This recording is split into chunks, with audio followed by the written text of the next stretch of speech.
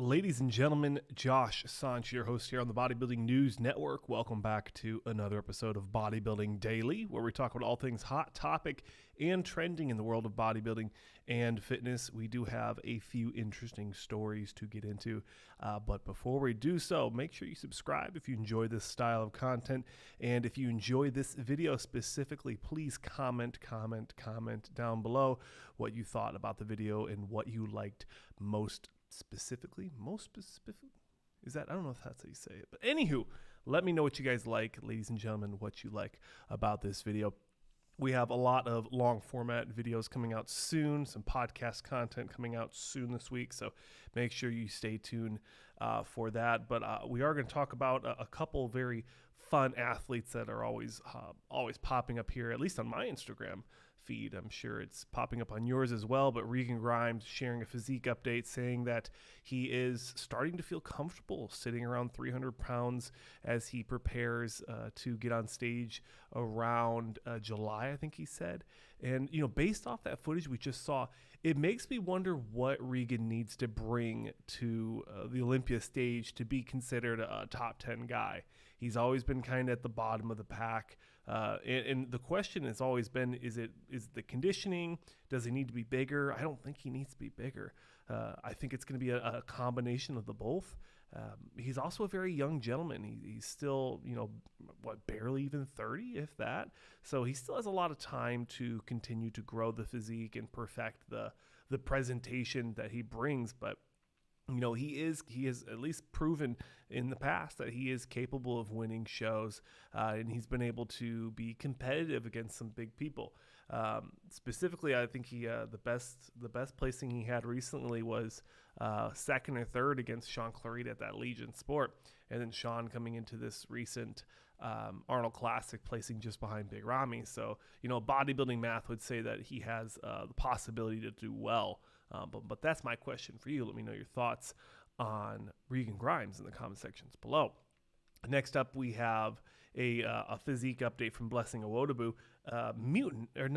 Muscle Tech athlete. And this is another guy that is very impressive, and he's won shows. He won the coveted New York Pro and the Indy Pro. He won the last Indy Pro, actually, before it discontinued. Dave Bowers deciding to focus more on business, and he's got like a trucking company, so it's kind of cool to see him thriving outside of the sport of bodybuilding. My question to you is again, like, what does Blessing need to do to be considered in that conversation of being one of the more impressive and at least competitive pros? At this last Olympia, he was not competitive. He was talking, and the talk did not build up to him placing as high as he thought he was going to, or at least as high as he was saying he was going to, trying to speak it into existence. That strategy turned out not to work for him, and he did not even place, not even in the top 16. He was in like the third or fourth call out. So that is unfortunate to see. I would say I'd like to see more thickness from the back, especially the legs. The upper body in the back is really impressive. He has one of the better tapers when you look at the lats. But again, the question I'll leave to you, ladies and gentlemen, is what does Blessing Iwodebu need to do to make the improvements, or what improvements specifically do you think he needs to make to be in that conversation to compete with these big boys? I know he's always talking about, Nick the Brick and all this stuff. I don't think he's going to try that narrative anymore. Maybe he could try to go towards somebody like a Hunter Labrada, who's a little bit more going to be in that caliber of maybe like a third or fourth call out at next year's Olympia if he does make it. But of course, let me know your thoughts on Blessing Iwodebu. Jason Lowe sharing a very quick physique update. One of my favorite classic Olympians turned 212 Olympians, turned open bodybuilding competitor now.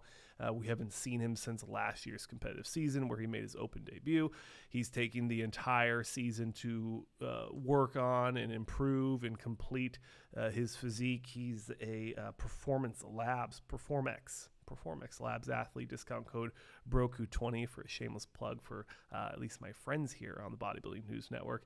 And Jason's been on the channel a few times. I think he's a lot of fun, very articulate with some of his opinions, and I think he's even been on the Canadian Beef podcast a few times, so shout out to my Canadian friends as well. And it looks like one of them's getting ready for a pro debut, and then the other one is getting ready for the New York Pro, so best of luck to you two gentlemen. And then Tyler Johnson, Olympian, classic physique guy, he's in his off-season right now, so looking forward to seeing how he can, or what improvements or what his strategy is coming into the 2023 competitive season. Now, one of the second to last stories here is William Bonac announcing that he's not going to be competing in the 2023 competitive season, and he will return to Columbus, Ohio, as it says here on the screen, in 2024 for that Arnold Classic. Now, I am worried that this is going to be a retirement post for him. And I know he's not saying it, but his placings have been slipping the last few years, and he could turn into the next Rolly Winkler, where he just starts showing up at shows and, you know, the flaws are more apparent than the pros. The cons outweigh the pros. And when you look at someone like Rolly Winkler, the guy was really big, but just very out-conditioned. He just was not in shape. And I would hate to see that for William to come into shows and to come into a show and not be his best. So that does worry me. I'm happy to hear, you know, on the other hand, I am happy to hear that he's taking a whole year off. He's going to be able to prep for the Arnold Classic in the best way that he can. He can worry about his health and, you know, the possible kidney issues he may or may not have had. I know he was very vague on that during that talk show he had, but I do want to see him do the best that he can within the given parameters. And he is getting older. He's not that old, but I think he said he was 43, so he's not crazy old. He's still got a lot of life left in him when you look at competitive bodybuilding. And who knows, maybe in the next few years we could see him hop into the Masters Olympia, and he could finally get that Olympia title since, you know, he's come so close. He's finished second before at the Mr. Olympia. So one of those guys you really would like to see continue to thrive and be successful in the sport of bodybuilding. And next up, last but certainly not least, Iain Valliere. I feel like this was like the writing on the wall, but Iain decides to team back up with Matt Jensen for the 2023 season. And, you know, Iain, it does say he's on prep. He said, looks like he's going to be doing the Toronto Pro for the first show. Excited to hear that. No surprise here, ladies and gentlemen, after the lackluster presentation that he brought to the Mr. Olympia this year. I thought that was definitely going to be something that could happen, and it's, you know, history will show that it's exactly what did happen, teaming up with one of the better Canadian, you know, northern pro coaches that have really made a name for themselves of not missing. You know, Matt Jensen does not miss. Chris Aceto's pretty good too, but Matt Jensen really does have a good track record right now of bringing athletes in to the best of their abilities, really allowing them to flourish or thrive, you know, with the structure and the conditioning that they already have. Iain, known for, you know, relatively good structure. He's got some improvements he needs to make to catch up with his pros. His cons are nagging at his pros. I like Iain Valliere. I think he has phenomenal conditioning, and his side shots are pretty awesome.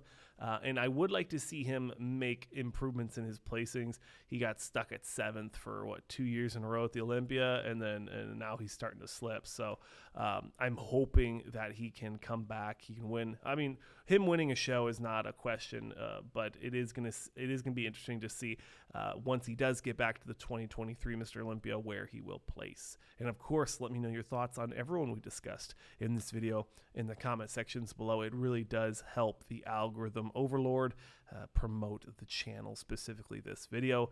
I'm your host, Josh Sanch. As always, thank you so much for watching. Make sure you subscribe, and again, comment down below your thoughts on the articles and topics we talked about in today's video. Please let me know what you want to see next on the channel. I'm Josh Sanch, your host here on the Bodybuilding News Network, and I'll see you in the next one.